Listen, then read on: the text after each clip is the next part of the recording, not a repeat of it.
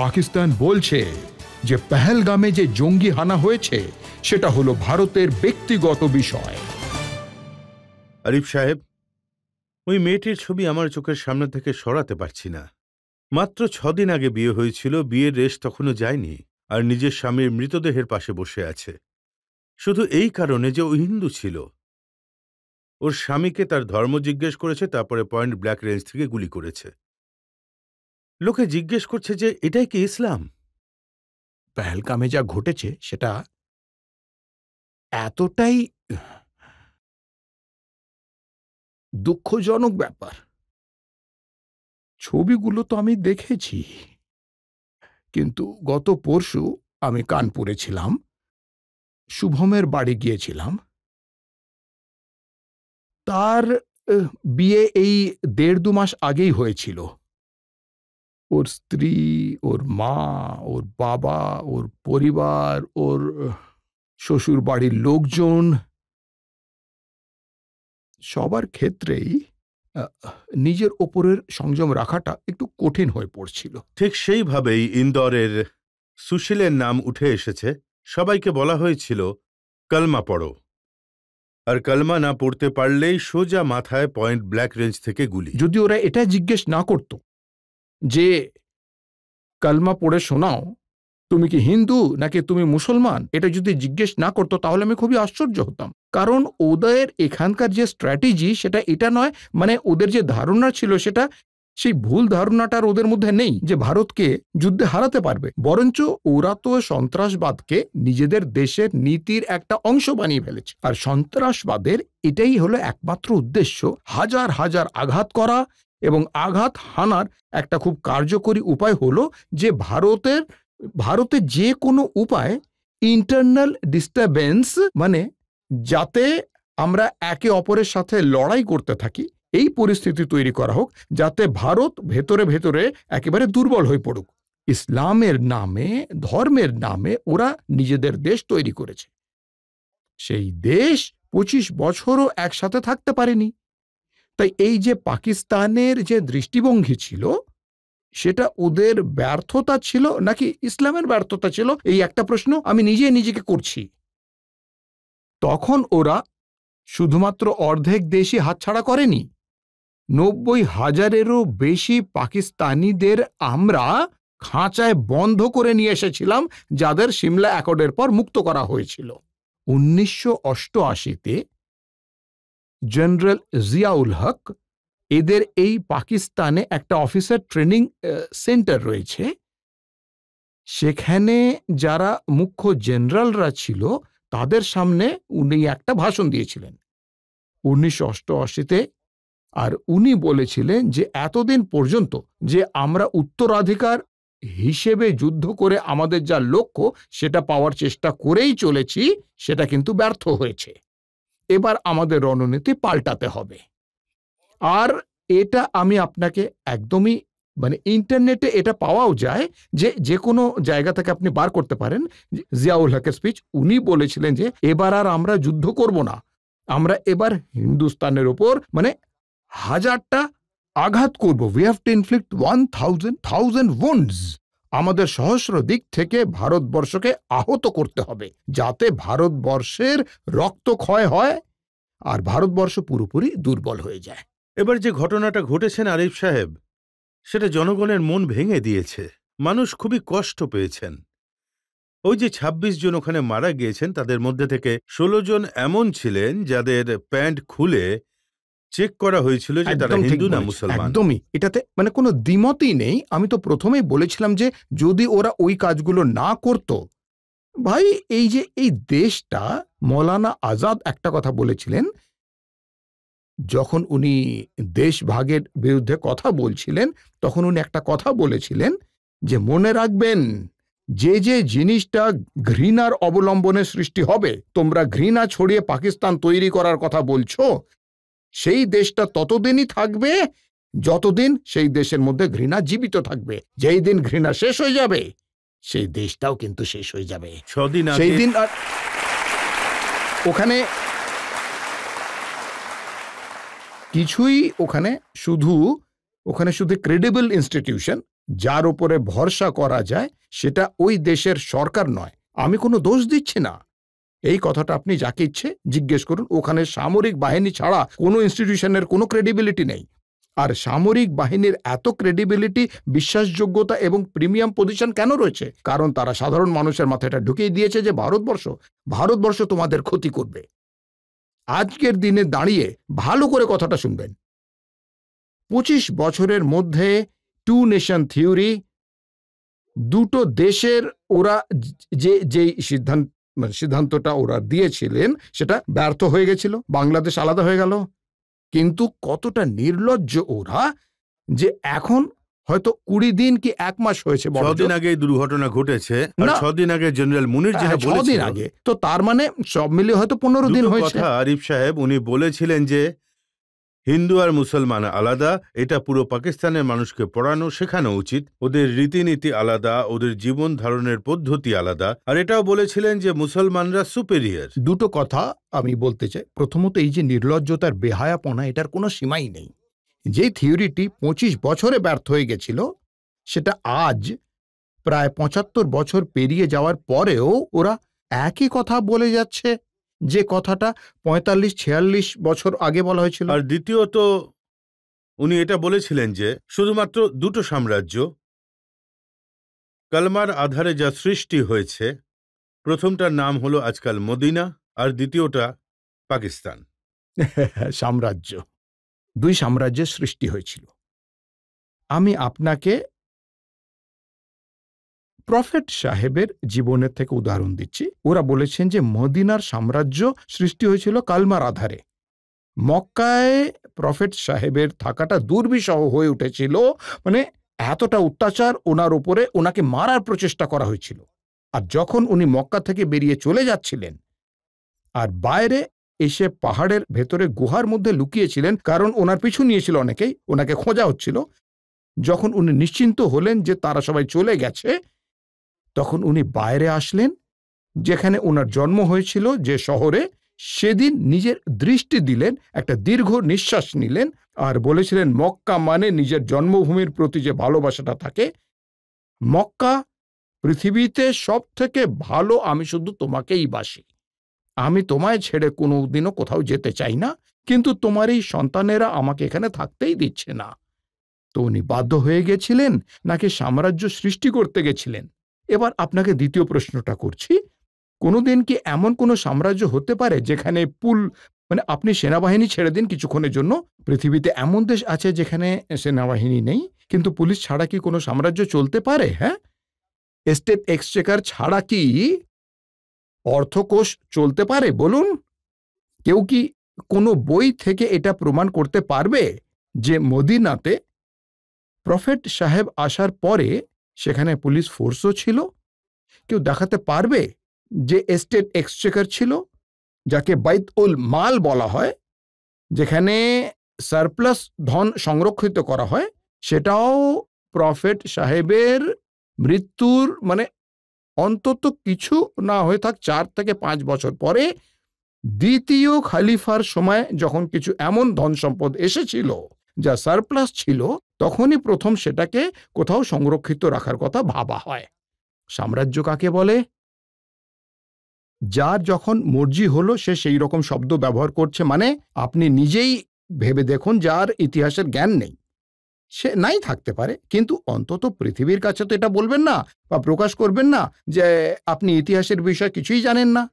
কিন্তু গত 1.5-2 বছরের মধ্যে পাকিস্তানের রাজপথে এই প্রথমবার পাকিস্তানের আর্মির বিরুদ্ধে প্রদর্শন একের পর এক হয়ে চলেছে।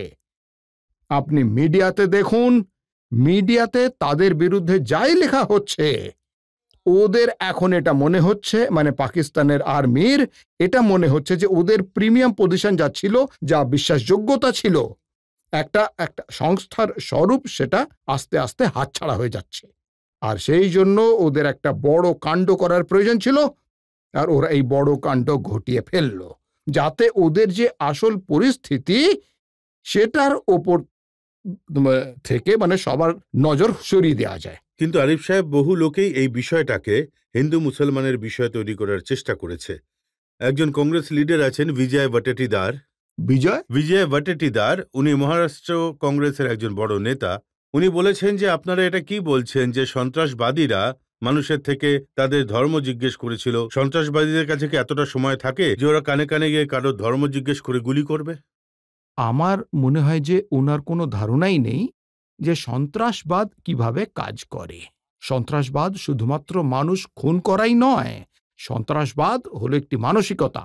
সন্ত্রাসবাদ ইজ ডিসরাপশন বলে আমরা যেটা জানি, ভেতর থেকে ধ্বংস করা। আমরা খোলাখুলি তোমাকে হারাতে পারবো না, সেই জন্য আমরা লুকিয়ে লুকিয়ে তোমার উপরে হামলা করব। যখন আমরা তোমার উপরে লুকিয়ে আক্রমণ করব, তো তার মধ্যে এটাও যুক্ত রয়েছে যে যদি আমাদের পক্ষে সম্ভব হয় তাহলে আমি তোমাদের সমাজকে টুকরো টুকরো করে ভেঙে দেব, তছনছ করে দেব। হয়তো ওনার এই বিষয়ে কোনো ধারণা নেই যে সন্ত্রাসবাদ ঠিক কিভাবে কাজ করে। যেটা রবার্ট ওয়াড্রা তো রাজনীতি করেন না, কিন্তু একটা বড় পরিবারের জামাই উনি। ওনার বক্তব্য আমি পড়েছি, খুবই দুঃখজনক ছিল সেটা। উনি এক্স্যাক্টলি কি বলেছেন সেটা আপনাকে বলছি। উনি বলেছেন যে মুসলমানরা নিজেদের আন্তরিকভাবে দুর্বল মনে করে, পহেলগাঁওয়ে মানুষদের খুন করে সন্ত্রাসবাদীরা মোদির কাছে বার্তা পাঠিয়েছে যে তুমি দেশটাকে ভাগ করে দিয়েছো। খুবই লজ্জাজনক যদি এরকম কথা কেউ বলে থাকেন। এটা পুরো দেশের বিরুদ্ধে একটা ষড়যন্ত্র। আর এটার পরিকল্পনা এখন থেকে শুরু হয়নি, কিন্তু এখন তো শুধুমাত্র এর মধ্যে একটা নতুন অংশ যুক্ত হয়েছে। আর সেই অংশটা হলো যে এই প্রথমবার পাকিস্তানি আর্মির বিরুদ্ধে সাধারণ মানুষের জনরোষ রাস্তায় নেমে পাবলিক জায়গায় দেখা গেছে গত 1-1.5 বছরে। এইটাই নতুন অংশ। শুধুমাত্র ওখানের এই মুহূর্তে যিনি ফৌজের জেনারেল, যিনি মানে সেনা প্রমুখ, উনি নিজের সিংহাসনটা টলে যেতে উনি দেখছেন। শুধুমাত্র নিজেরটাই ওনার নজরে পড়ছে না, উনি এটা দেখতে পাচ্ছেন যে পাকিস্তানে যে প্রিমিয়াম স্টেটাস ছিল সামরিক বাহিনীর, কখন আপনি শুনেছিলেন? গত জবে থেকে পাকিস্তান তৈরি হয়েছে তারপর থেকে যে কোনো আর্মি জেনারেলের বিরুদ্ধে বলছি যে কোনো জেনারেলের বিরুদ্ধে মানুষরা কথা বলছে, আর্মির বিরুদ্ধে কোনোদিনও কেউ কথা বলেনি। আজ আর্মির বিরুদ্ধে ওখানকার মানুষেরা কথা বলছে। ধরে নিচ্ছে আর্মির বিরুদ্ধে ওখানকার লোকেরা বিরক্ত হয়েছে, তাহলে ওর এই মোল্লা মুনির হওয়ার প্রয়োজন কি ছিল? সেই কারণেই তো মোল্লাগিরি করবেন। এখন জিন্নার বিষয় আপনি পড়ে নিন। আমি কাউকে দোষ দিচ্ছি না। যে প্রেয়ারটা হয়, যেটাকে নামাজ বলা হয় বা সালাহাতি বা নামাজ বলা হয়, সেখানে কোরআনের শুধুমাত্র একটাই লাইন পড়ার প্রয়োজন রয়েছে, আল ফাতিহা। সেটা লেখা আছে, আপনি চাইলে পড়ে নিন। পাকিস্তান তৈরি হওয়ার আগে জিন্নাহ সেটাও জানতেন না, তাও ওখানে এক উসমানী সাহেব ছিলেন মৌলানা, তার দোয়ায় উনি শিখেছিলেন। তো ওনার মোল্লা জিন্নাহ হওয়ার কি প্রয়োজন ছিল?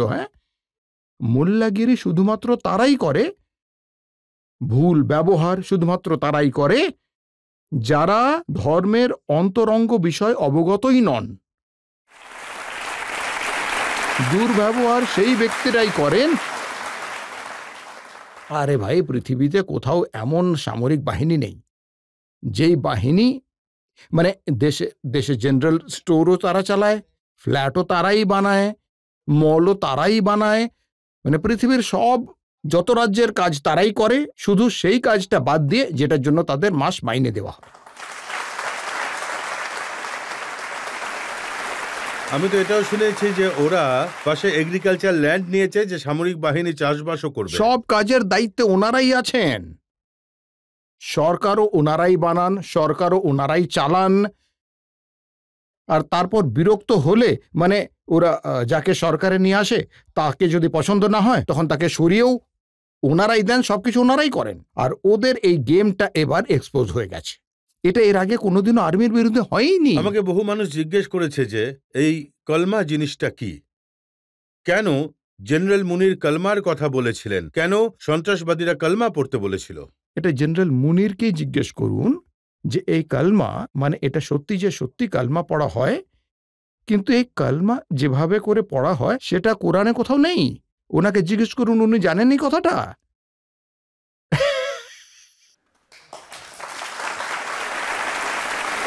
যেভাবে এটা পড়া হয় সেটা ওইভাবে কোরআনে লেখাই নেই। তো কোত্থেকে এসছে আসল বিষয়টা কি? এখন সে তো অনেক কিছুই আসে। বলুন তো 3 তালাক কোথা থেকে এসেছিল? যেমন সব ইসলামীরা বলতেন মানে এইভাবে ভেঙে চুরে মুচড়ে দিয়েছে এরা। আমি তো বলি যে এদের একটু লজ্জা পাওয়া উচিত। এক ফোঁটাও লজ্জা নেই এদের এক। আর কোরআন এটার ভবিষ্যবাণী করেছিল। কোরআন এটা বলেছে যে সেই ব্যক্তিগুলো মানে তাদের যেন কোনোদিনও ভালো না হয় যারা নিজের হাতে বই লেখেন, ঠিক আছে। और फिर के फवैलुल लिल्लज़ीना यक्तुबूनल किताबा बिअयदीहिम सुम्मा यक़ूलूना हाज़ा मिन इंदिल्लाह लियश्तरू बिही समनन कलीला। লজ্জা পাওয়া উচিত সেই মানুষদের যারা নিজের হাতে জিনিস লেখেন আর তারপর এটা বলেন যে এটা আল্লাহর বাণী, যেটাই ধর্ম, ताकि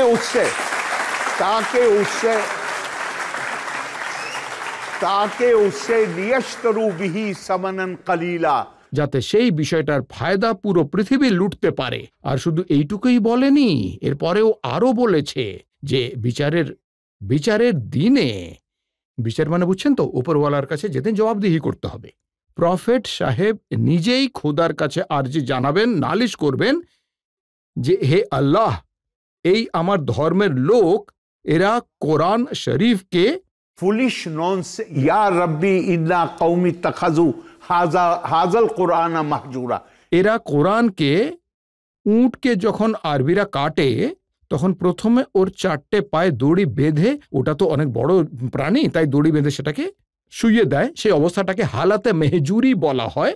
কোরআন এখন বলছে যে বিচারের দিন মানে প্রফেট সাহেব, ঠিক আছে তো, খোদার কাছে এই নালিশ করবেন যে আমার লোকেরা, অন্য কেউ নয়, যারা আমার আনুগত্যে ছিল এতদিন,